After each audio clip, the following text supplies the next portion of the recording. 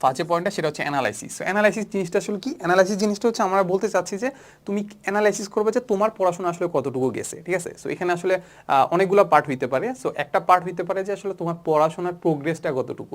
এখন চিন্তা করো তোমার পড়াশোনার প্রোগ্রেস আসলে কতটুকু হওয়া উচিত।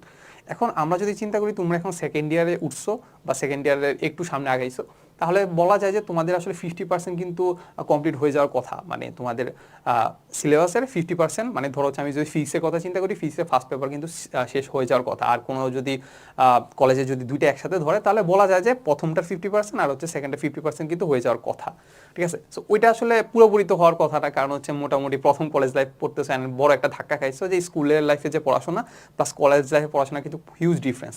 সো এটা একটা ধাক্কা খাইছো। সো ওইটার কারণে ধরো হচ্ছে অ্যাটলিস্ট 40% যাতে তোমাদের হয়, 40% হলে মোটামুটি বলা যায় যে আসলে তুমি কি একটা ভালো পজিশনে আসো। এছাড়াও তোমাকে আসলে তোমার পড়াশোনার প্রোগ্রেস কতটুকু সেটা আসলে জানতে সহায়তা করবে আসলে সহায়তা করবে তোমার এক্সাম, ঠিক আছে? এখন চিন্তা করো যে মানে অ্যানালাইসিসটা আসলে কেন দরকার। অ্যানালাইসিসটা সবচেয়ে বেশি দরকার এই কারণে যে আসলে তুমি কিন্তু আসলে বুঝতে পারবা না, যে নর্মালি কিন্তু বোঝা যায় না যে আসলে তোমার পজিশনটা কেমন।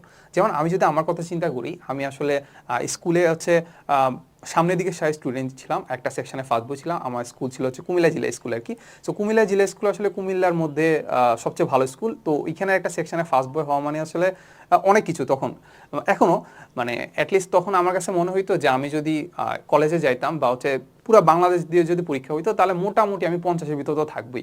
বাট আমি যখন কলেজে যাই, আমার কলেজ ছিল হচ্ছে নর্ডেম কলেজ। সো আমি হচ্ছে বলে রাখি, আমি হচ্ছে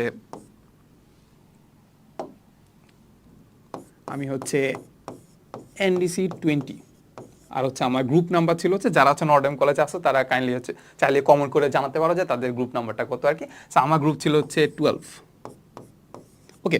সো আমি যখন নর্ডেম কলেজে যাই, নর্ডেম কলেজে যখন প্রথম টার্ম ফাইনাল দিই বা ফার্স্ট টার্মের হচ্ছে আমার পজিশন ছিল বা র্যাঙ্ক ছিল সেটা হচ্ছে আমাদের 141, ঠিক আছে? সো ওইটা আসলে আমার একটা প্রথম ধাক্কা, কারণ হচ্ছে আমি যেটা ওভার কনফিডেন্সে ভুগতেছিলাম যে আসলে আমি অ্যাটলিস্ট পুরো যদি মানে পুরো বাংলাদেশে যদি পরীক্ষা হয় অ্যাটলিস্ট তো 50-এর ভিতর তো থাকবেই। বাট আমি দেখছি যে হচ্ছে আমি 141তম হয়েছি, মানে হচ্ছে 100-র বাইরে চলে গেছি। অ্যান্ড ওইটা 141 বলতে পুরোটাই যে আমি একা একা পরীক্ষা দিচ্ছি এমন না, নর্ডেমে দেখা দেখি করা যায় না, তাও মোটামুটি আমি দেখা দেখি করছিলাম আর কি।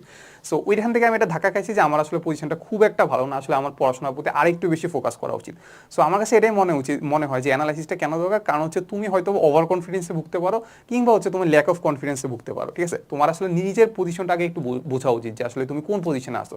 তো সেটার জন্য তুমি এক্সাম দিতে পারো, ঠিক আছে? সো এখন দেখো তুমি একটা নির্দিষ্ট একটা স্থানে নির্দিষ্ট একটা এলাকায় এক্সাম দেওয়া হচ্ছে। আমার কাছে মনে হয় যে অনলাইনে অনেক ধরনের প্ল্যাটফর্ম আছে। সো আমরা বলতেছি না যে আমাদের কোর্সেই ভর্তি হইতে হবে কিংবা আমাদের প্ল্যাটফর্মেই পরীক্ষা দিতে হবে।